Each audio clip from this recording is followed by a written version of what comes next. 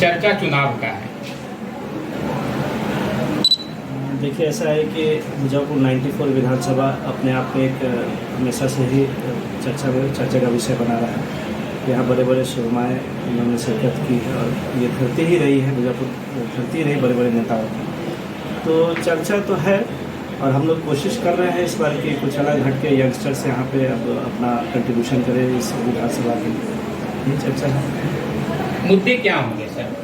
मुद्दे तो बहुत सारे हैं। मुद्दे कहाँ से शुरुआत करूँ? मुद्दे ही मुद्दे हैं। मुद्दे नहीं होने का कोई सवाल ही नहीं है। यहाँ सारे ही मुद्दे हैं। आप बेसिक से स्टार्ट किए तो यहाँ पे एजुकेशन जो बेसिक मुद्दा है, एजुकेशन और अनएम्प्लॉयमेंट, और यहाँ पे है ही नहीं। यहाँ पे एजुकेशन की जो सुविधाएँ हैं उस पर किसी ने कॉन्सेंट्रेट नहीं किया। बेसिक एजुकेशन यहाँ पे बच्चे 6, 7, 8 तक रह रहे हैं, 9th के बाद फिर सब बाहर पलायन कर जा रहे हैं। यहाँ बाहर उच्च स्तरीय शिक्षा की कोई व्यवस्था ही नहीं हो पा रही है। यहाँ पे बेसिक एजुकेशन, जब तक किसी क्षेत्र का एजुकेशन नहीं इंप्रूव करेगा तब तक उस एरिया का डेवलपमेंट नहीं हो सकता है। अनएम्प्लॉयमेंट, यहाँ पे जो बंदा एजुकेट होके आ रहा है वो सब बाहर ही चले जा रहे हैं। यहाँ पे एम्प्लॉयमेंट का कोई स्कोप नज़र नहीं आ रहा है। डेवलपमेंट तो आप देख ही रहे हैं। सिंक्रोनाइजेशन किसी भी क्षेत्र में कोई सिंक्रोनाइजेशन नहीं है।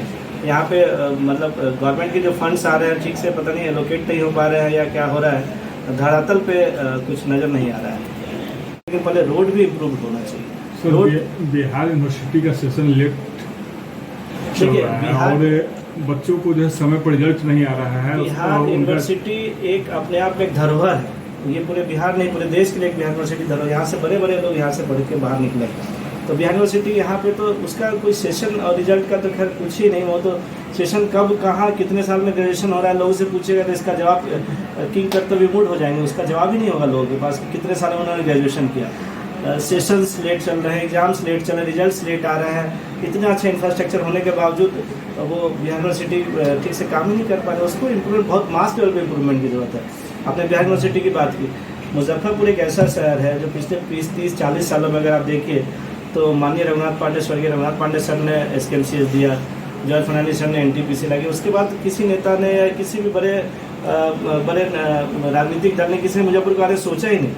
आप स्टार्ट कीजिए, आप अगर एयरपोर्ट मुद्दा है, एयरपोर्ट बहुत बड़ा मुद्दा है। आप स्टार्ट कीजिए एयरपोर्ट से तो एयरपोर्ट दरभंगा चला गया, एम्स दरभंगा चला गया, सेंट्रल यूनिवर्सिटी मोतिहारी चली गई। ठीक है, अच्छी बात है, वो भी हमारे ही बगल के नेबर डिस्ट्रिक्ट्स हैं, उस पर भी डेवलपमेंट होना चाहिए। लेकिन मुजफ्फरपुर का भी तो हक है, उसका भी तो हक मिलना चाहिए मुजफ्फरपुर को। लेकिन सर, उत्तर बिहार का अघोषित राजधानी मुजफ्फरपुर माना जा रहा है, फिर भी कोई भी सिस्टम यहाँ ठीक नहीं है।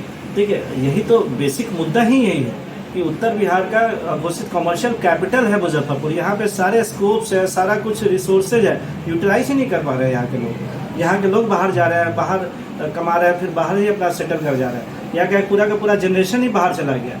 यहाँ पे ना कुछ इंफ्रास्ट्रक्चर डेवलपमेंट हो रहा है, ना कुछ एम्प्लॉयमेंट का कोई स्कोप आ रहा है, ना एजुकेशन इंस्टीट्यूट्स को केवल बढ़ के आ रहा है। तो केवल क्राइम ही क्राइम चारों तरफ देखिए तो केवल गन शॉट्स के पेशेंट्स बढ़े हुए हैं। ये तो सर डेली 1-2 हत्या मर्डर हो रहा है। हाँ, क्राइम कंट्रोल बहुत बड़ा चैलेंज हो गया प्रशासन के लिए। सर, जीतने के बाद पहला मुद्दा आपका क्या होगा? मैं सबसे पहले एजुकेशन पे फोकस कर रहा हूँ। सबसे पहले एजुकेशन ही बेसिक है हमारे सोसाइटी का।